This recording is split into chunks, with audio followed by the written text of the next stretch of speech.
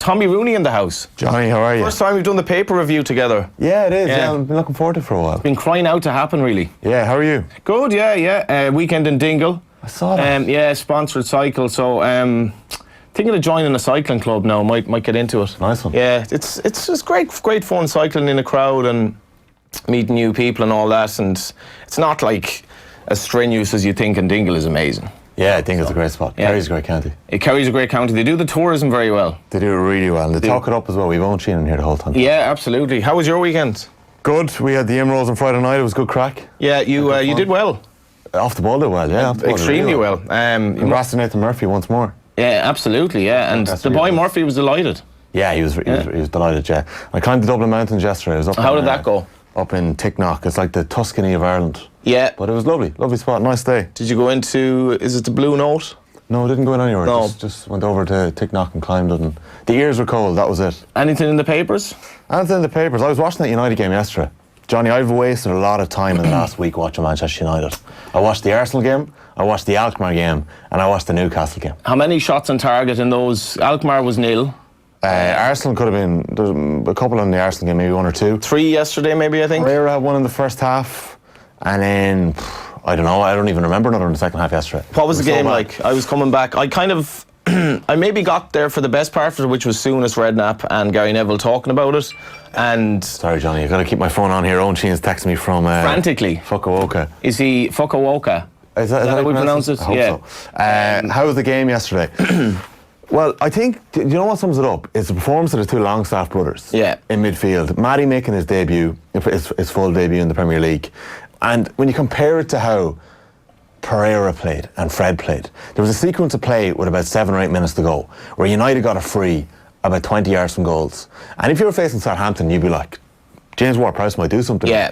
If you were facing Leicester, you'd be thinking, Ben Chilwell or Maddison might do something here. If you're facing City, De Bruyne, anyone, any other team. If you're facing Manchester United. Fred and Pereira standing over it. Fred lines it up, or you think Fred's going to take, or Fred lines it up, dummies it, Pereira nails it into the wall, ball goes back out, Pereira passes it to Fred and it goes through his legs and out over the end line. I'm trying to find your tweet from yesterday, which was in relation to this. Brutal. I think I was tweeting about the 2 Longstaff brothers, yeah. You did a lot of tweeting yesterday for a lad that was up the Dublin Mountains. Shockingly poor. Shockingly poor week after week, and 3 times this week Manchester United just keep getting worse. But I did like your one earlier. You're on about obviously the Longstaff brothers. Yeah. Fred, like many of the greatest Brazilians, does things with a football that makes you think, how on earth did he just do that? And then pause. About 4 mind-boggling passes to absolutely nobody in this half already. It's bizarre.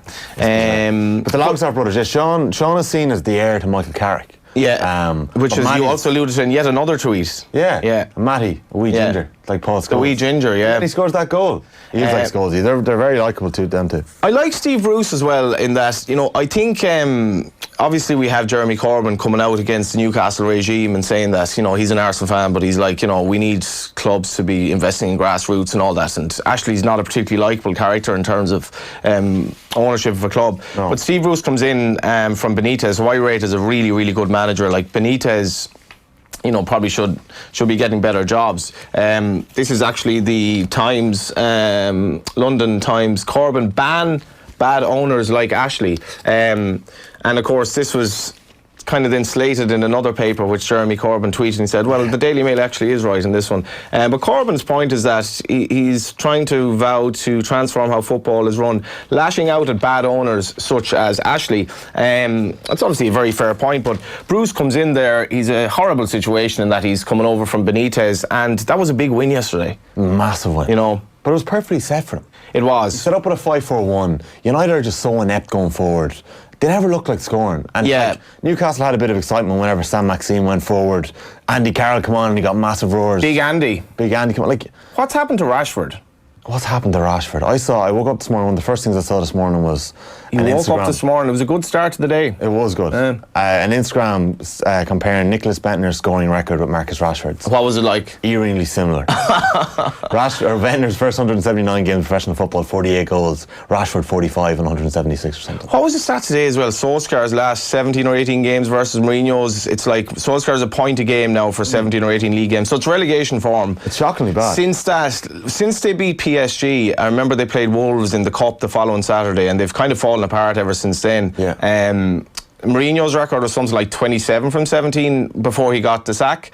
So Solskjaer is in, and it's also interesting that people are kind of just now really rounding on him and saying, as inept as these players seem to be, he doesn't. And even there was I'm not sure yet if people are rounding on Solskjaer. Yeah, it's so clearly not his. Like, okay, yes, he may be out of his depth, but this situation is clearly not his fault.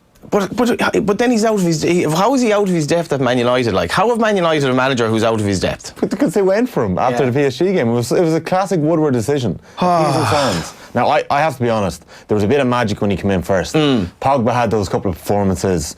For the first time in so long, United fans are probably happy to watch the team. The honeymoon period.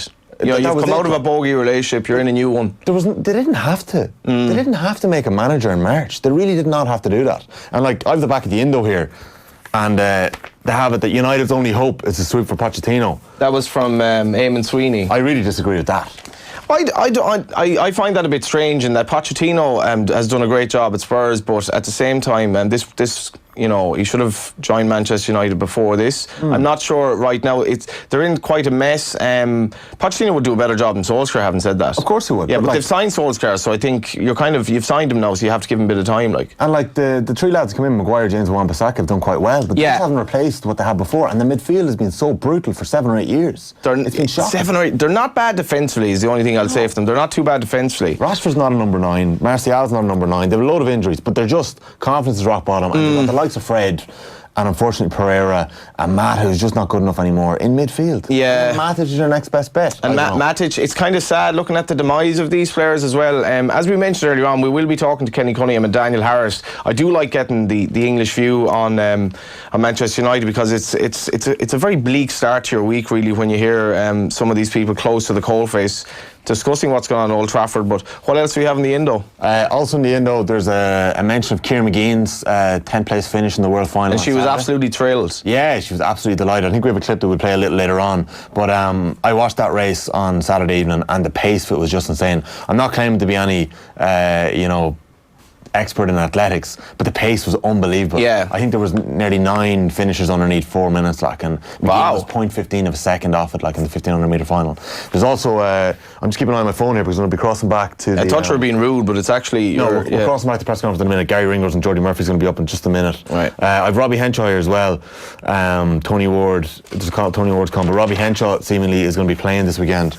We'll be hearing lots of stuff on Henshaw, obviously, in the papers from yesterday, but lots of chat about how much Joe Schmidt rates him, and we heard from Andy Farrell there just how, whether whether it's a bit of propaganda or not, he's really bullish about just how things are in training and in the gym and all that. Yeah, like, myself and Adrian were chatting here briefly on Friday, and I'm not that worried yet. Like, you saw France and Australia struggle a little bit in certain games as well. Like, we got a bonus point win against Russia and we kept them scoreless. Yeah, if the Russia game were after a great result against Japan, nobody would be saying anything. Or even a win against Japan where you just scraped over, you wouldn't really be saying too much. So, look, I wouldn't be worried that much yet. I've also got the Daily Mail here, Johnny. Yep. Connolly Cole, I know you'll be talking to Kenny Cunningham a little bit about this later on, but Aaron Connolly was obviously called up to the Ireland squad after his savage performance at the weekend. Connolly Cole, is there a pun there, or is it just Connolly Cole? Because I saw Connolly Station was in another of the papers. That's awesome. Yeah. Just big things for Galway at the moment when I was thinking about it. We have, the Gold Cup favourite last year, President Percy, could be coming back to doing something this year. We have Joe Canning, we have some very good aspiring footballers, and we have Aaron Connolly. Savage. You haven't got a hurling manager yet, though? Our football manager. Our football manager. Yeah.